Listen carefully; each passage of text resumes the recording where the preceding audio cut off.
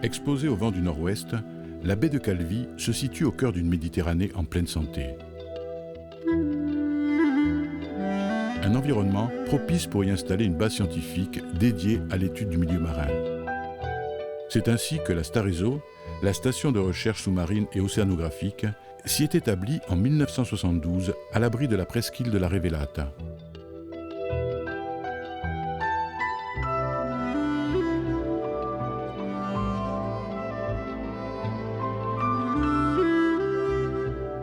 Installé sur les hauteurs de la presqu'île, un dispositif enregistre quotidiennement les évolutions climatiques de la région.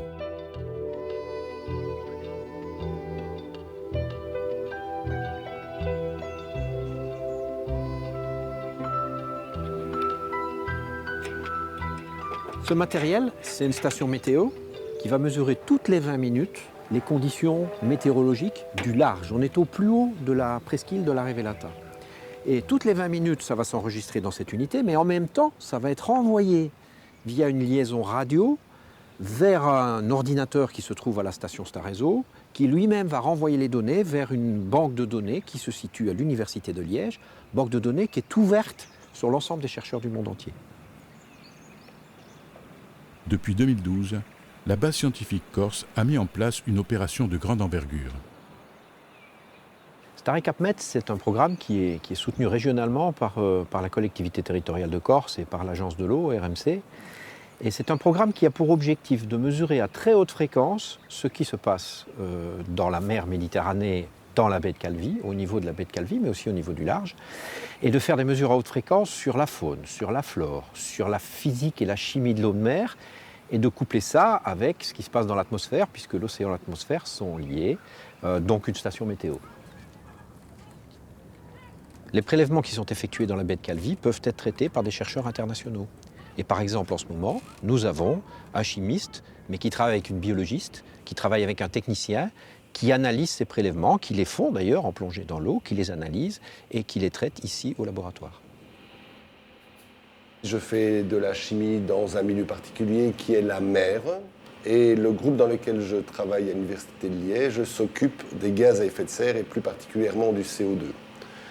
Alors cet appareil, c'est un oxymètre, permet de mesurer l'oxygène.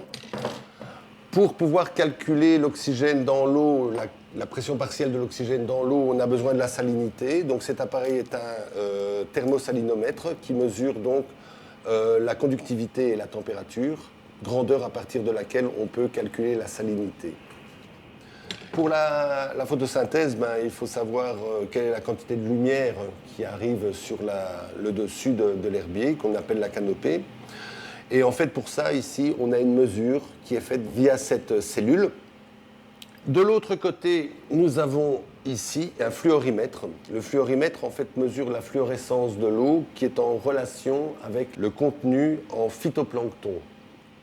Alors, tous ces appareils sont déployés pour 3 mois, plus ou moins. On peut voir ici qu'il y a des cylindres. Dans ces cylindres, il y a des batteries et un enregistreur. J'ai donc ces données pour toutes les heures pendant 3 mois. Après avoir relevé les données de ces enregistreurs, Willy Champenois doit réinstaller les appareils sur le site. Sylvie Gobert sera son binôme de plongée dans cette opération. Dans le cadre de mes activités comme professeur en océanographie biologique à l'Université de Liège, je suis directement impliquée dans le projet StareCapMet, ce projet de large envergure qui vise à établir ici dans la zone une zone de référence pour que nous puissions comprendre d'une manière générale les effets des activités humaines sur les écosystèmes marins qui sont très importants comme tout le monde le sait actuellement.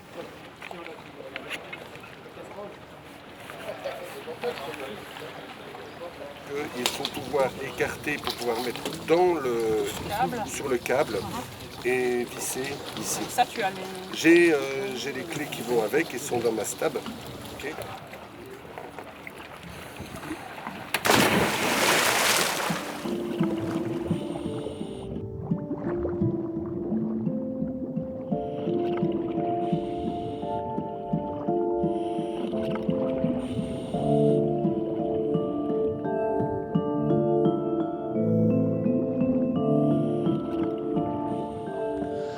sortie du port de Starezo, nous avons fait 2 mouillages sur lesquels ces appareils vont être mis.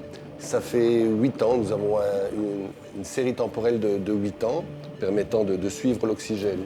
Donc on va accrocher les appareils les uns derrière les autres sur des câbles qui sont munis de bouées leur permettant de rester vertical.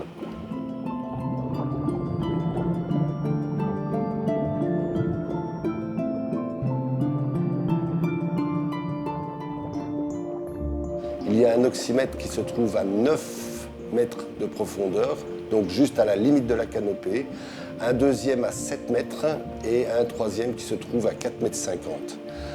Ce qui permet de faire l'intégration de la quantité d'oxygène se trouvant dans la totalité de la colonne d'eau.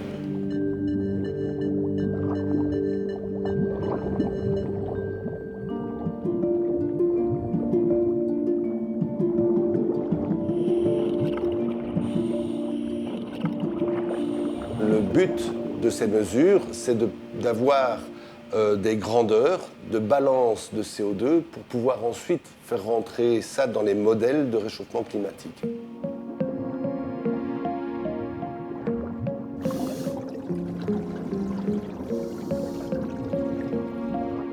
Profitant de l'exploration, Sylvie se livre à une série de mesures sur l'herbier de Posidonie présent au proche abord de la station. Nous estimons la densité de l'herbier en posant un cadras sur le fond et le plongeur compte le nombre de faisceaux qui sont présents dans le cadras. Alors par mètre carré, on peut avoir à 10 mètres entre 30 et 1600 faisceaux par mètre carré. Ce nombre de faisceaux, nous désirons le connaître parce que l'herbier, c'est comme une forêt sous la mer et ça produit de l'oxygène. Et ça en produit d'autant plus qu'il y a plus de Posidonie présente sur le fond. On estime que, par exemple, un herbier pourrait produire 10 litres d'oxygène par mètre carré et par jour, ce qui est largement suffisant pour permettre à tout l'écosystème de survivre.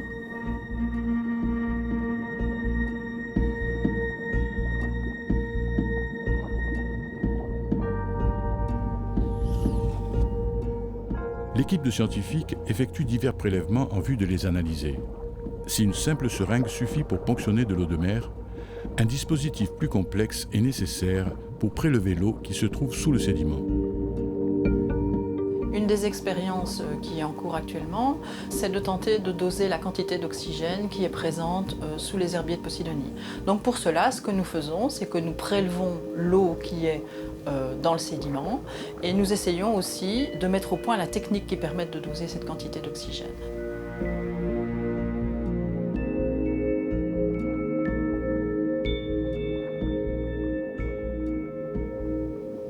Pour cela, il nous faut différentes concentrations d'oxygène. Et donc, artificiellement, en posant des plastiques sur le sédiment, nous allons réduire la quantité d'oxygène présente dans le sédiment et ainsi avoir des endroits où nous avons très peu d'oxygène, moyennement de l'oxygène ou des concentrations normales.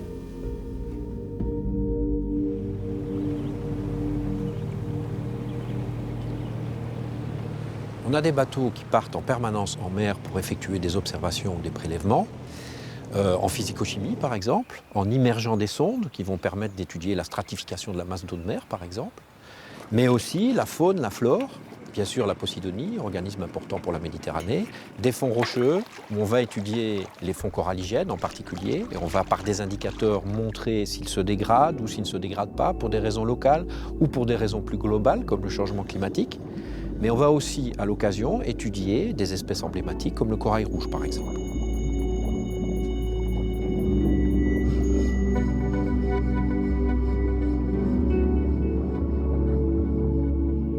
Ramenés au laboratoire de la station, les échantillons prélevés sont immédiatement analysés. Un examen méticuleux qui nécessite l'usage de matériel sophistiqué.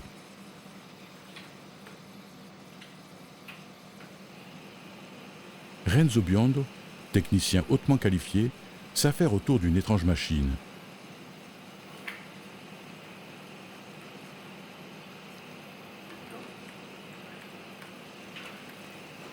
cette machine qui paraît relativement complexe, en fait, est essentielle dans nos recherches parce qu'elle nous permet de doser les nutriments. Alors les nutriments, c'est ce qui permet à n'importe quelle plante ou cellule phytoplanctonique de se développer dans le milieu marin. Sans nutriments, il n'y a pas de phytoplancton, donc il n'y a pas de vie, il n'y a pas d'herbier de Posidonie, il n'y a pas d'algues. Ici, nous sommes dans ce qu'on appelle un milieu oligotrophe, c'est-à-dire un milieu où il y a très peu de nutriments, mais nos plantes, nos algues et notre phytoplancton arrivent à l'utiliser. Et donc, il nous faut un appareil qui permette de doser de très faibles quantités. Et en fait, cette machine, elle nous sert à doser cette très faible quantité parce qu'elle est complètement automatisée et donc elle permet d'éviter toute erreur humaine de manipulation.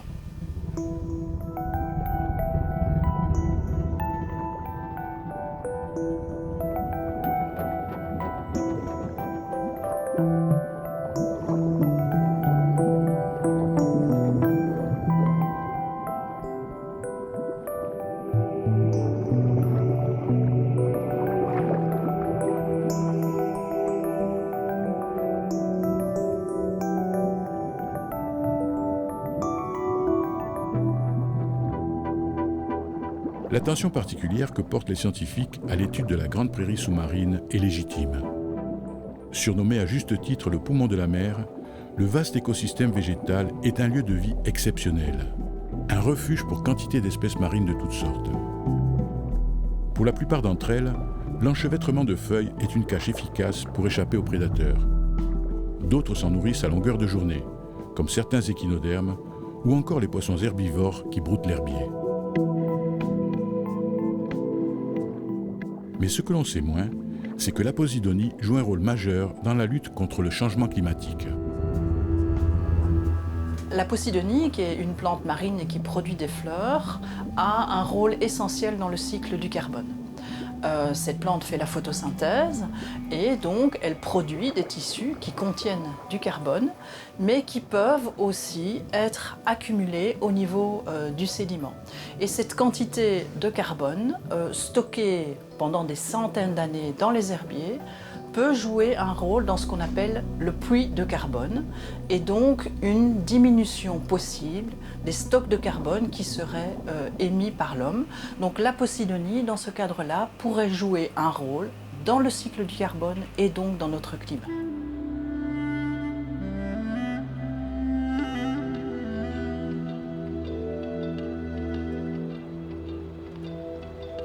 L'immense terrain d'études végétales fait l'objet de nombreuses expériences. Ce matin, une équipe embarque pour accomplir une mission particulière, la relève de pièges aquatiques.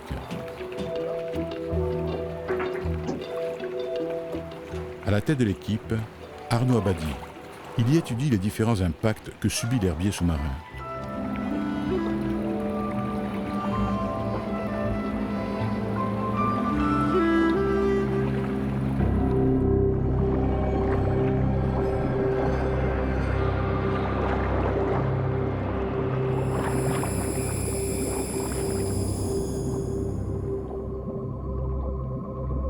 C'est autour d'étranges assemblages métalliques que s'affairent Arnaud et son équipier Nicolas.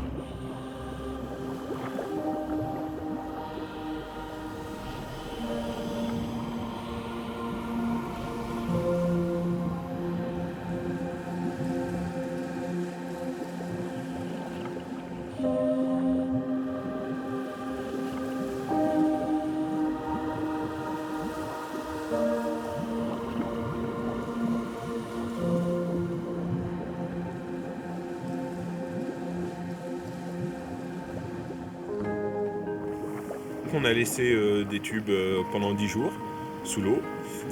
Pendant ces 10 jours, la mer elle a été de conditions différentes. On a eu d'abord un temps plutôt calme et ensuite on a eu une mer beaucoup plus agitée. Donc ces conditions météo, elles ont eu une forte influence sur ce qui s'est déposé dans les tubes. Donc là, on voit qu'ils sont quand même bien remplis. Donc ça, c'est plutôt l'influence de la mer qui est très agitée, qui a amené beaucoup de particules dans les tubes.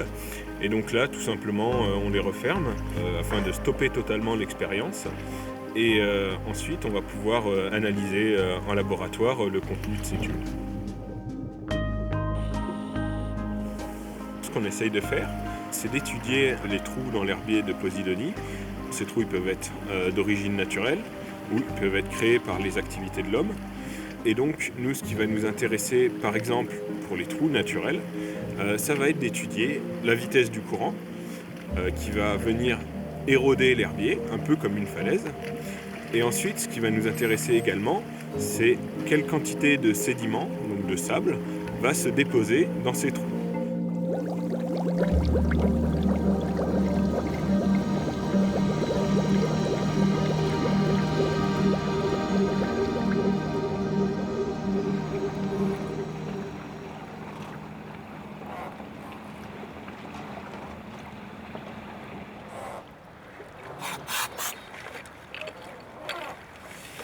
Là, on a récupéré donc les tubes qui servent de piège à sédiments sur les portoirs. En fait, quand on regarde ces tubes, on voit bien qu'à l'intérieur, il y a plusieurs choses qui sont déposées. Donc il y a déjà des morceaux de la Posidonie, donc qu'on voit ainsi un peu brun. Et en plus, il y a du sédiment qui est en suspension dans la colonne d'eau, qui vient se déposer dans ces tubes. Et ensuite, une deuxième chose qui a été récupérée au fond de l'eau. Donc ce sont des plâtres, tout simplement, des boules de plâtre qui vont être érodées par les mouvements de l'eau. Et ensuite, on les a pesées avant de les mettre dans l'eau et on va les repeser après. Et avec la différence de la masse qu'on va avoir, on va avoir une idée qualitative du mouvement de l'eau sur le site.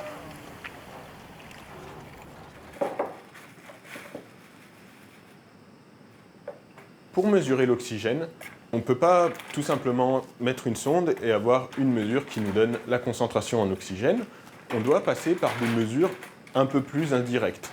Donc ici, nous allons utiliser une solution qui est ici, dans cette machine, et nous allons faire passer cette solution dans notre échantillon, et cette solution va réagir avec l'oxygène qu'il y a dans cet échantillon, et grâce à cette réaction que nous allons mesurer avec la sonde, ici, nous allons pouvoir connaître la concentration en oxygène dans l'eau du sédiment. L'oxygène va indiquer, selon sa quantité, si l'herbier va pouvoir se développer ou, au contraire, va régresser. Notamment, c'est très intéressant dans le cas d'herbiers qui vont être soumis à des impacts humains. Selon la quantité d'oxygène dans le sédiment, on va pouvoir savoir si cet impact humain va pouvoir entraîner une régression éventuellement de l'herbier. Manifestement, la quantité d'oxygène que produit le milieu marin revêt une importance capitale pour les scientifiques de la Starezo. L'oxygène, c'est la vie, c'est produit massivement par les plantes, et la production d'oxygène est proportionnelle à la quantité de vie que font ces plantes. Donc c'est extrêmement important d'étudier, puisque les plantes, c'est la base des chaînes alimentaires. Mais par ailleurs, quand les plantes vont mal, quand il y a moins d'oxygène, eh bien, on a tout un tas d'autres perturbations qui s'induisent. Par exemple, dans le sédiment, lorsque le sédiment est désoxygéné, eh bien, vous avez des bactéries qui peuvent se développer et qui peuvent tuer l'écosystème.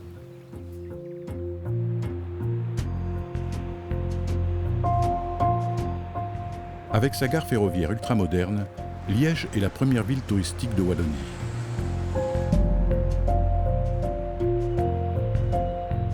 Traversée par la Meuse, la ville abrite l'une des plus anciennes universités d'Europe.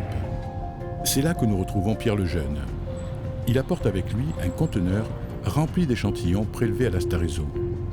Sa destination, la faculté des sciences de l'Université de Liège, et plus précisément le laboratoire d'océanologie que dirige Sylvie Gobert.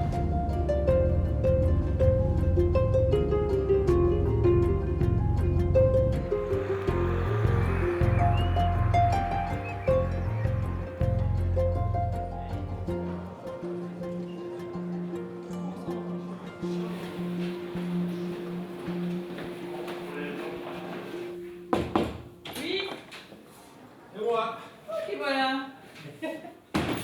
Alors, qu'est-ce que tu nous Et voilà. Dis-moi. Une partie des analyses sont réalisées sur place à Starezo, quand nous prélevons des échantillons, mais nous ne disposons pas de l'ensemble du matériel et des appareils qui vont nous permettre de mesurer tout ce que nous désirons mesurer. Donc les échantillons sont acheminés depuis Starezo ici à l'université et ces échantillons sont pris en main par le technicien du laboratoire qui va par exemple passer ce type d'échantillon. Donc ça, ce sont des muscles de poisson.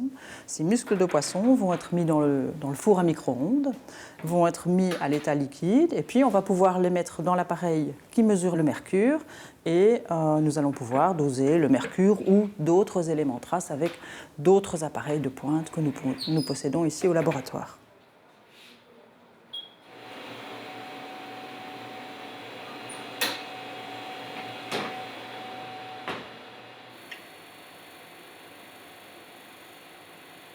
Ici, c'est le domaine de Renzo Biondo.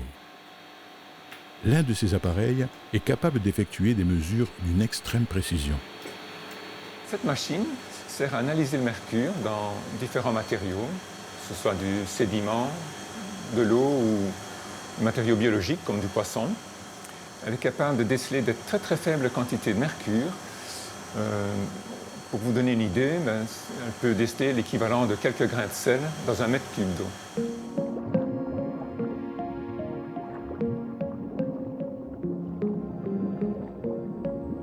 Nous travaillons à Starezo avec ces échantillons parce que Starezo est un endroit qui est très faiblement pollué. Nous désirons comprendre comment le mercure, de manière naturelle, peut passer du sédiment dans une algue, d'une algue dans un poisson qui mange cette algue ou dans le poisson qui va manger le poisson qui a mangé l'algue. Ça nous permet de savoir quand un endroit est pollué, comment le mercure va passer dans la chaîne trophique et finir par arriver dans l'homme et dans l'assiette.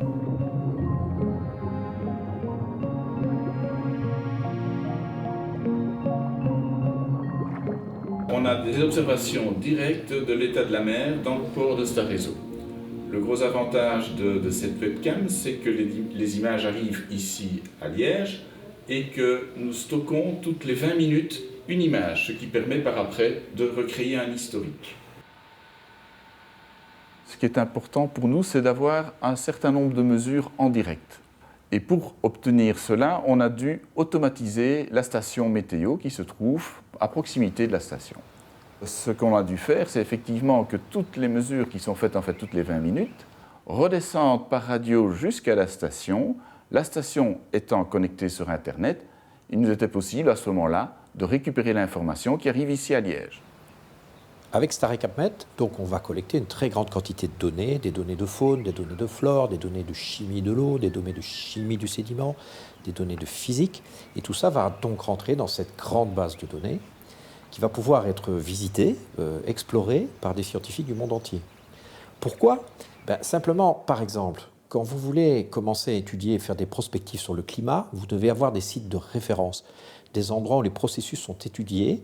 Et par exemple, pour la Méditerranée, qui est importante dans le climat mondial, il est important d'avoir des sites de référence. La baie de Calvi, grâce à cette base de données, est une référence.